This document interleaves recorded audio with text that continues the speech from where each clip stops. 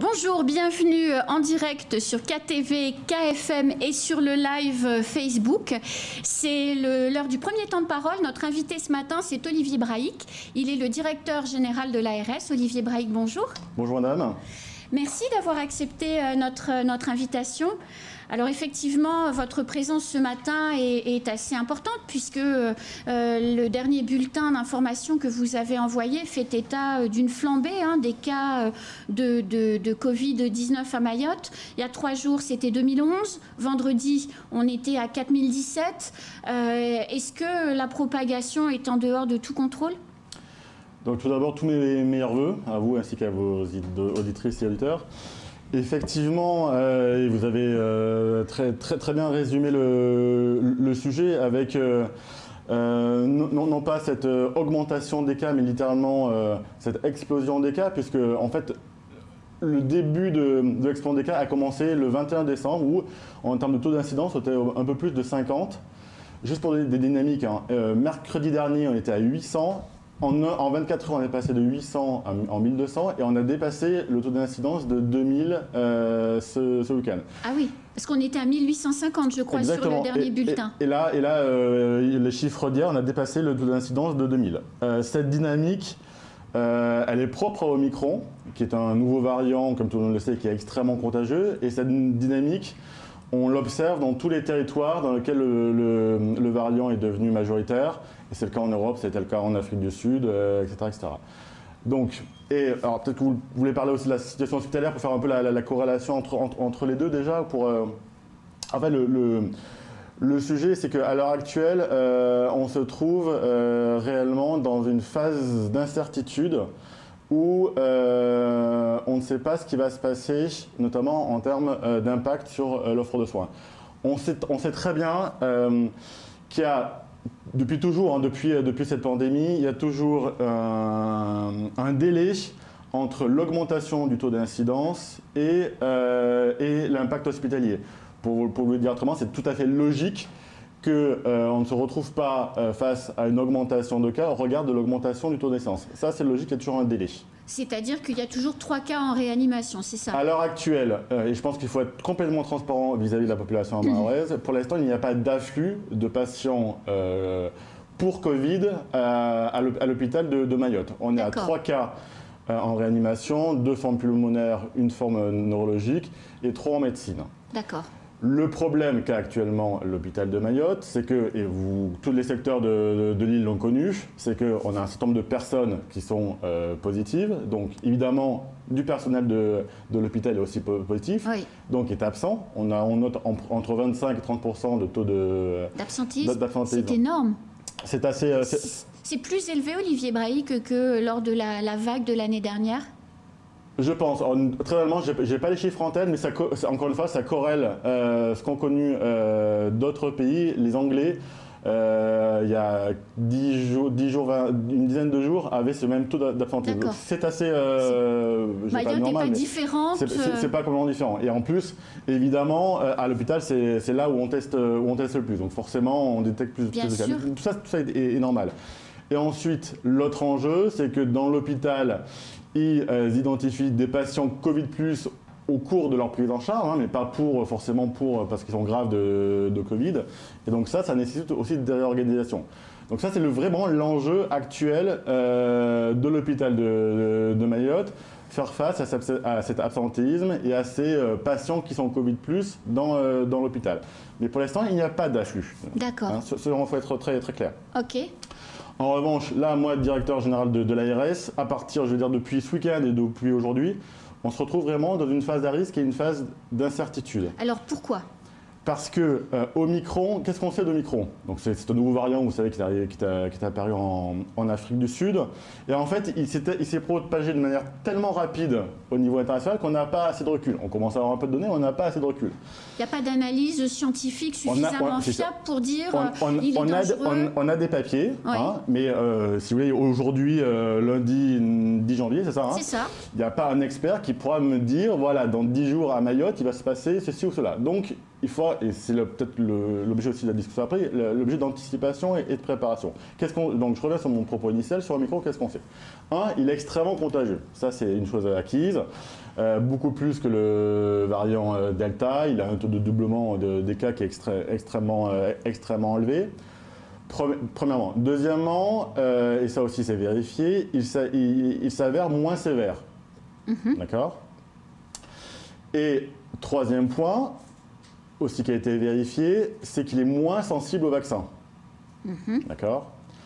Et sur le troisième point, en revanche, il y a un certain nombre de papiers, aussi d'études scientifiques qui l'ont démontré, c'est que la troisième dose, la dose de rappel, est une dose qui permet de rebooster l'immunité.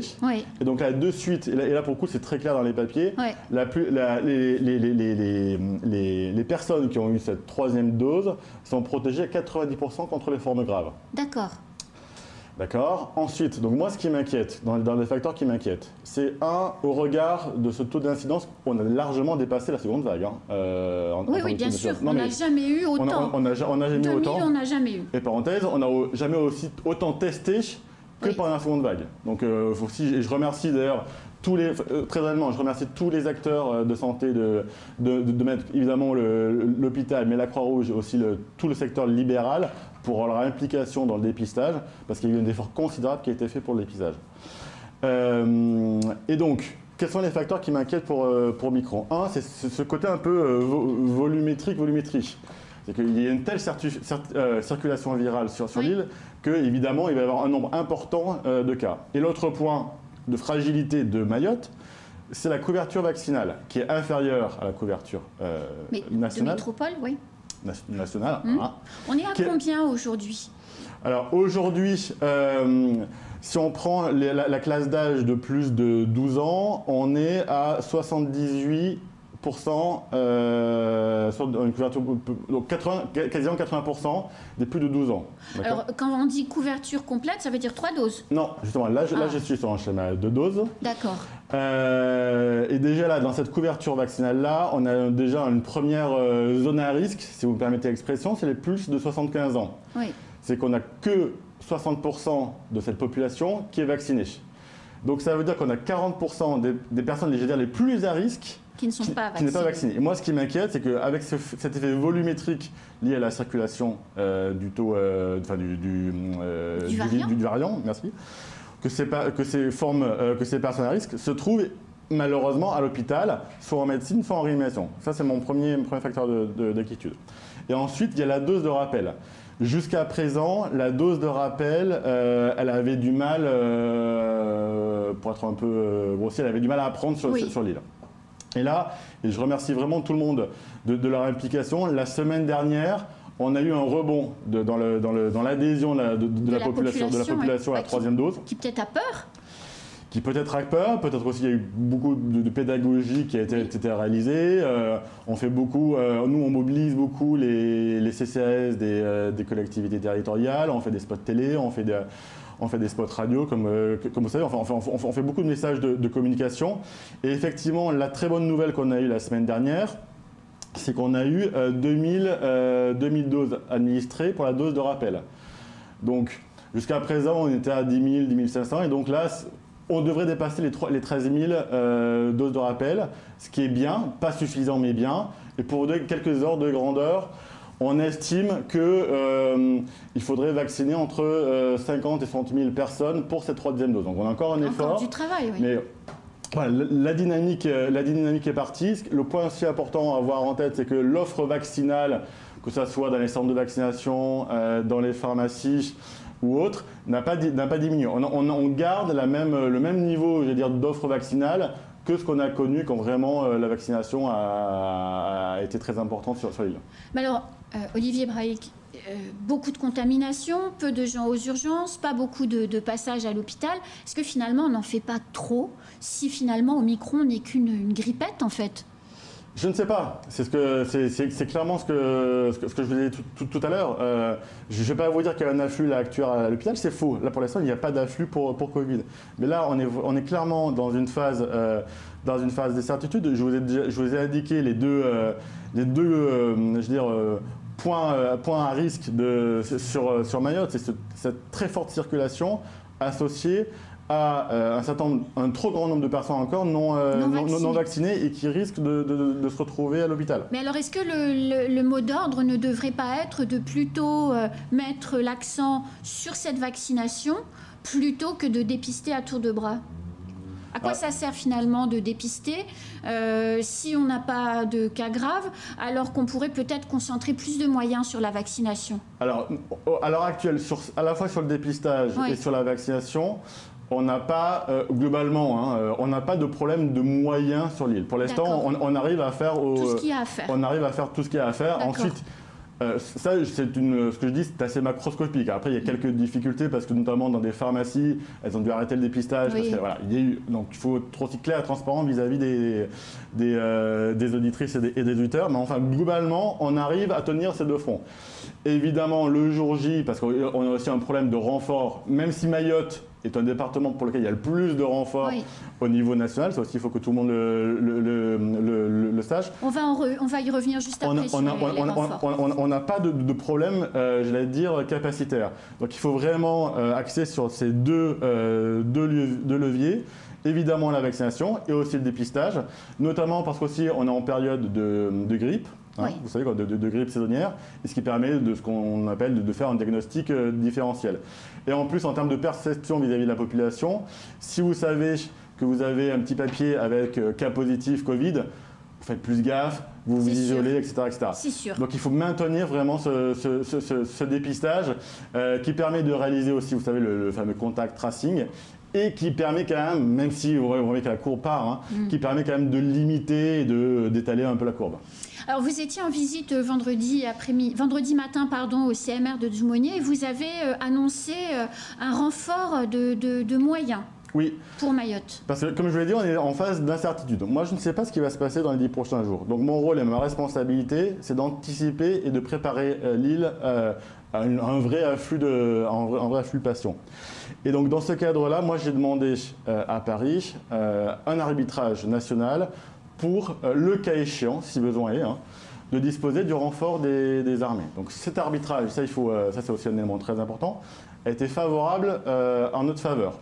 Ça veut dire quoi Donc, ça veut dire que concrètement, si le service de réanimation explose, s'il y a un afflux de patients en réanimation, nous bénéficierons d'un appui national à hauteur de 5 lits en réanimation. Ça, c'est nouveau, puisque vendredi, vous annonciez simplement des renforts de personnel pour la réa du CHM. Là, vous nous dites que vous avez obtenu depuis vendredi 5 lits en plus. Ils n'y sont pas, ils n'y sont pas. Non, mais il faut bien être... Là, ils n'y sont pas. C'est la raison pour laquelle vendredi et samedi, on a bénéficié d'une mission d'évaluation des armées. Donc il y avait un chef de mission, le médecin-chef, qui a fait le tour des services de l'hôpital. Et l'idée, c'était de pouvoir, le cas échéant, encore une fois, le cas échéant, si le service de réanimation explose, comment ce module des armées s'intègre dans l'hôpital de Mamoudzou. Alors, on est en période... Sachant, excusez-moi de vous couper, il faut mettre aussi ça dans un contexte national. Il y a un contexte national où l'épidémie flambe dans tous les territoires, et donc il faut bien avoir en tête aussi que les renforts nationaux sont beaucoup plus compliqués à avoir que ce qu'a connu Mayotte en février ou mars dernier. Février-mars dernier, il n'y avait pas de flambée épidémique ni aux Antilles, ni en Guyane, ni en métropole. Vous avez annoncé l'arrivée de 15 sages-femmes. Elles viennent. Pourquoi les sages-femmes? Parce que cette année est une année particulièrement prolixe en termes de naissance, ou parce qu'il y a un problème d'absentéisme? Alors, c'est lié effectivement à la hausse de l'activité, parce que vous savez que cette année, on va... Alors, les chiffres sont en cours de stabilisation, mais pour 2021, on devrait atteindre un peu plus de 10 500 naissances, donc il y a une augmentation. C'est énorme. On a eu une augmentation d'activité, mais effectivement, il y a de l'absentéisme lié au Covid, et aussi, comme je vous l'ai dit, quand le personnel soignant identifie des parturientes Covid+, ça nécessite une réorganisation, ce qui demande beaucoup plus de personnel. Donc là aussi, il y a eu un effort énorme du niveau national dans le contexte actuel où dès aujourd'hui, il y a 15 sages-femmes qui vont être, notamment il y a d'autres renforts qui vont venir. 15 sages-femmes. C'est énorme. C'est énorme. Oui. Alors, on vous disiez, il y a une épidémie saisonnière de grippe. Vous avez activé le plan blanc au regard de la bronchiolite, au regard de la grippe. Où en est le niveau de saturation de l'hôpital de Mayotte? Alors, donc le plan blanc est de la responsabilité du directeur de l'hôpital, hein, c'est pas une responsabilité de l'ARS, mais effectivement, le plan blanc a été activé durant les fêtes de fin d'année, liées principalement à l'épidémie de bronchiolite. D'accord. Et donc dans ce cadre-là aussi, on a pu avoir des renforts nationaux en infirmiers pour que l'hôpital puisse monter une unité spécifique de bronchiolite au niveau des urgences, qui a été le cas. Donc sur la bronchiolite, il devrait y avoir encore une semaine, 10 jours avant d'atteindre le pic. Donc on est plutôt en fin, mais encore il y a une activité importante liée à la bronchiolite, mais on est plutôt en fin d'épidémie de bronchiolite. Il y a des vidéos, Olivier Breil, qui ont circulé un petit peu ce week-end et qui faisaient état d'une inondation sévère au CHM. Qu'est-ce qui s'est passé ? Donc effectivement, j'ai fait le point avec le directeur par intérim samedi. Déjà, le point important, c'est qu'il n'y a pas eu d'impact sur la prise en charge des patients, tous les patients qui devaient passer aux urgences sont passés aux urgences.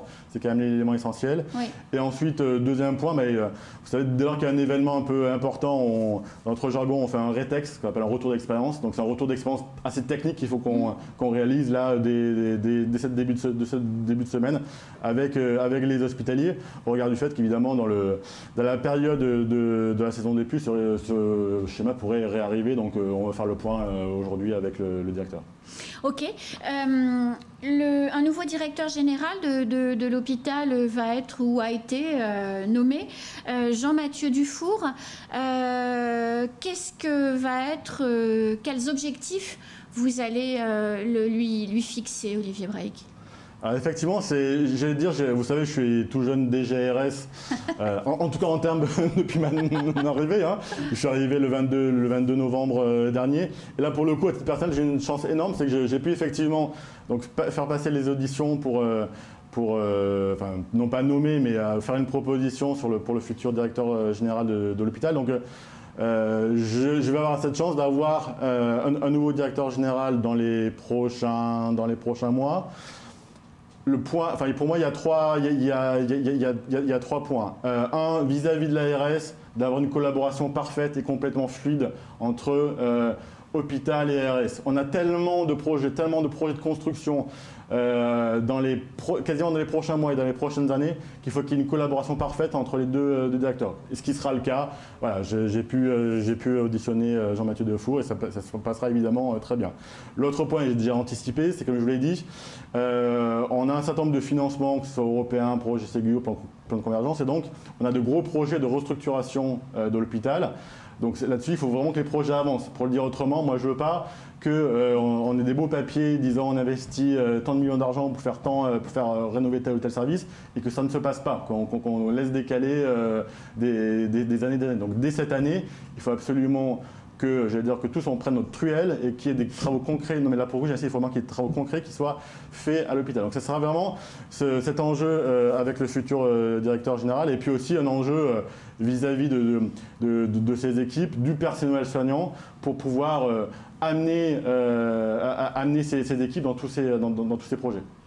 Le départ de l'ancienne directrice du CHM s'était fait sur fond de tension entre les cadres hospitaliers. Le rôle de M. Dufour va être aussi d'apaiser l'hôpital ? Exactement. C'est ce que, à la fois de l'apaisement, un management, j'allais dire, de terrain au plus proche des équipes pour amener à la fois toutes les équipes et surtout au profit de la santé publique mahoraise vers de beaux projets hospitaliers et qu'on fera dès cette année.